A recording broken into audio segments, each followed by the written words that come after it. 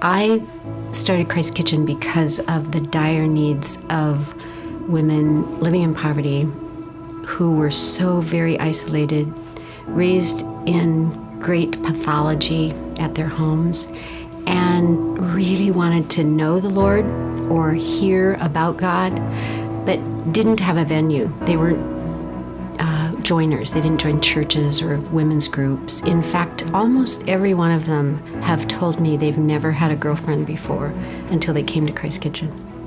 At Christ Kitchen, we reveal Christ in all kinds of ways to people who mostly aren't even looking for him. They come for money, they come for a job, and what they find, along with those things, is the love of a God that they've never known before, who loves them so completely, even in their brokenness or their sin or their neglect, that he can reestablish their lives and their families, their way in the world. Hope is hearing other women's stories, like about how they got their kids back from CPS after years of being away, of reestablishing marriages, of reconciling with parents, of really reconciling with the Lord and dealing with all that guilt and pain that we all have.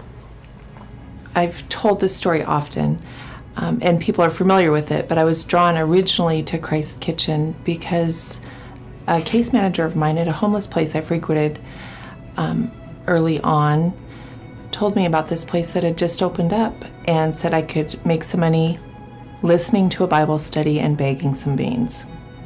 That's what originally drew me.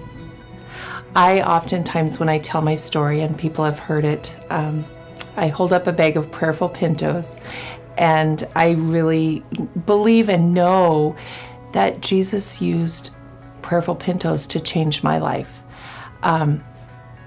I walked in the doors homeless and broken and absolutely lost, and I sat down at a table and Jan gave me a cup and I bagged beans.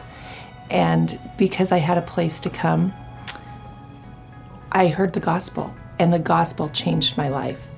At the foot of the cross, the ground is level, and I want people to know when they walk through the doors, at the foot, at the threshold of the door of Christ Kitchen, the ground is level.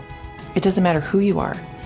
It gives you a sense of dignity and a sense of worth and a sense of wholeness because of who Christ says you are, not because of what the world might label you or say that you are. Because Jesus paid the price, and because of what Jesus did, he says you are worth it.